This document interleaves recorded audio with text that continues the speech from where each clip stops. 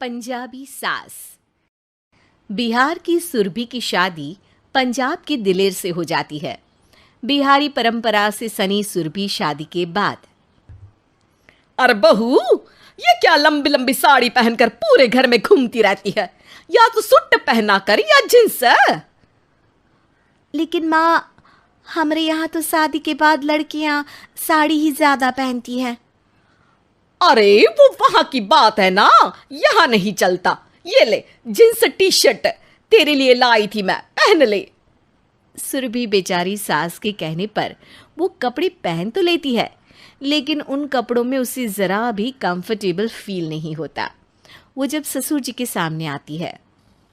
अरे बेटे, तू बहू नहीं बेटी है हमारी, क्या सर पर पल्ला रखती है? अपने पिता के सामने तो बेटियां आंख उठाकर खुश रहती ही अच्छी लगती है।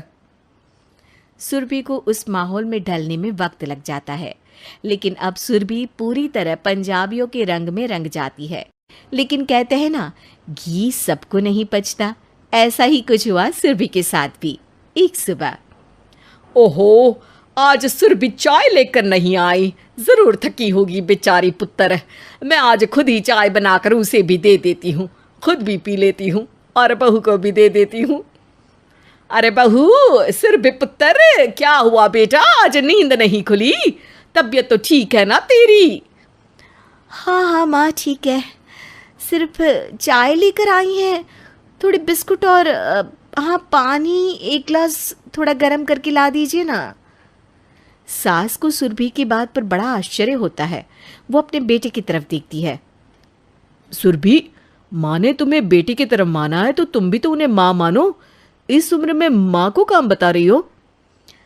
अरे गौरव, माँ के हाथ पैर भी चलते रहने चाहिए ना, उनका भलाई तो सोच रही हूँ मैं। अरे कोई ना बेटा, छोटी ही तो है, समझ जाएगी धीरे धीरे। अब गांव की परवरिश और पहनावे ओढ़ावे वाली सुरभि के रंग ढंग ही बदल जाते हैं। एक दिन उसकी सहेली उससे मिलने आती है। अरे सुरभि, तुमको तो देखकर लग ही नहीं रहा कि तेरी शादी हो गई। टाइट जींस और छोटे से टॉप। हाँ, लेकिन तूने क्या हालत बना ली है? इतनी भारी साड़ी, ऊपर से ये गहने। अरे ये गहने ही तो श्रृंगार है औरत का, मंगलसूत्र। हाँ, लेकिन कौन पहनता है आज की डेट में? क्यों? तुम्हारी सास को देखो, मांग में सिंदूर, गले में मंगलसूत्र, और तुम्हारी माँ भी तो। मैं भी, सब पहनते हैं, बस तुम्हें पता नहीं क्यों। तभी सुरभि का पति भी वहां आ जाता है। हाँ यार, मुझे भी लगता है कि मेरी बीवी बीवी की तरह लगे। ना भारी साड़ी पहने, लेकिन बीवी जैसी तो लगे। अच्छा, तो मैं कैसी लगती हूँ आपको? अरे लगता ही नहीं कि कोई मेरे लिए सजे सवरे, पर चलो कोई बात नहीं। अरे बस भी करे, क्यों मेरी बहू को परेशान कर रहा है? छोटी है, समझ जाएगी धीरे धीरे। सुरभि को सास का साथ मिलता है तो वो और भी एक्साइटेड हो जाती है। चलो छोड़ो ना माँ, मेरे और शीना के लिए चाय बना दो प्लीज। अब हाँ हाँ पुत्र, बैठो, मैं लेकर आती हूँ। सास के जाने के बाद शीना, अरे सुरभि, ये क्या बात होती है? सास को चाय बनाने को बोल रही हो और वो बना भी रही है। हमारे यहाँ तो लड़की की शादी हुई, बहू घर आई कि सास पड़ जाती है खटिया में मगरमच्छ बनकर। बस फिर तो जो करे बहू ही करे। अरे नाना, यहाँ तो मैं मज़े कर रही हूँ। जानती ही हो कि पंजाबी कितने कूल होते हैं। ओपन माइंडेड है मेरी सास। हाँ, लेकिन तू कुछ ज़्यादा ही परेशान नहीं कर रही उन्हें? अरे चल ना, तुझे ऐसा घर नहीं मिला तो जलन हो रही है ना? शीना वहां से चली जाती है।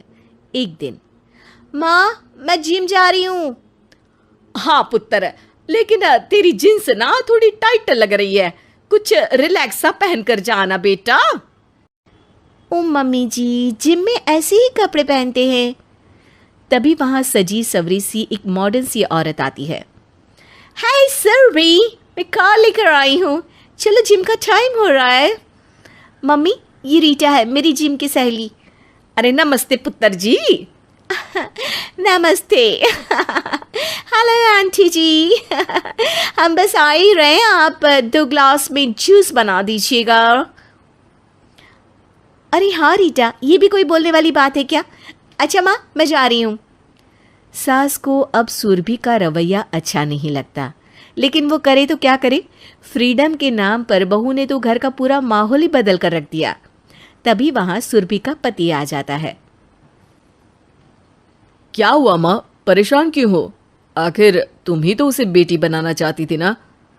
हाँ पुत्र, मैं तो बस उसे खुश देखना चाहती थी। एक दूसरे को समझकर सास बहू की एक अच्छी जिंदगी चलाना चाहती थी। अब मुझे क्या पता था कि वो इसका गलत फायदा उठाने लगेगी। तो माँ, अब तो ऐसे नहीं चलेगा ना कुछ तो करना ही पड़ेगा ना। बस फिर क्या था, बेटे ने माँ के कान में कुछ कहा और अगले दिन, अरे आज मम्मी जी चाय लेकर कमरे में नहीं आई। सुरभि कमरे से ही माँ को आवाज देती है, मम्मी जी, ओ मम्मी जी, आज चाय नहीं मिली।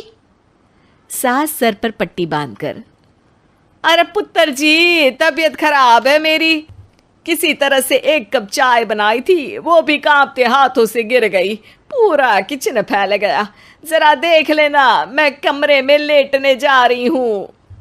बेचारी सुरभि सास पर जो इतने दिनों से काम का बोझ डालकर खुद मज़े कर रही थी, उसके लिए तो सास की तरफ से ये जवाब किसी खूबसूरत सपने के टूटने जैसा था। हाय रे, कैसी किचन की हालत हो गई, इतना गंदा। इसे साफ करते करते मेरी तो कमर ही टूट जाएगी। तभी पीछे से पति आ जाता है। अरे तुम तो बड़ा काम किया करती थी, वो भी 5 मीटर लंबी साड़ी में। माँ ने तो तुम्हें सूट और पैंट पहनने की आज़ादी दी, अब तो तुम्हें काम करने में आसानी होती होगी ना। सोचो, ये सारा काम माँ अकेली करती रही, तुमने उनके द्वारा दी आज़ादी का गलत फ़ायदा उठाया। काम कर करके माँ की तबीयत खराब हो गई, अब करो सारा काम अकेले। सुरभि काम करके जैसे ही कमरे में बैठती है, तभी सास उसके पास चाय की प्याली लेकर आती है। लो, चाय पी लो। अरे माँ जी, आपकी तो तबीयत खराब थी ना। हाँ बहू, लेकिन तू भी तो थक गई थी ना, इसीलिए तुझे रिलैक्स करने के लिए ये चाय लेकर आई हूँ। सॉरी बहू, मैं कमज़ोरी और तबीयत खराब होने के कारण घर का काम नहीं कर पा रही हूँ। सुरभि सास के मुंह से ये बात सुनकर रोने लगती है। नहीं माँ, मैं समझ चुकी हूँ कि आपने मेरे लिए क्या किया था। आपने मुझे वो फ्रीडम दी जो शायद कम ही लड़कियों को ससुराल में मिलती है। मैं समझ चुकी हूँ कि जीवन में कैसे चलना है। मेरा साथ देने के लिए शुक्रिया माँ।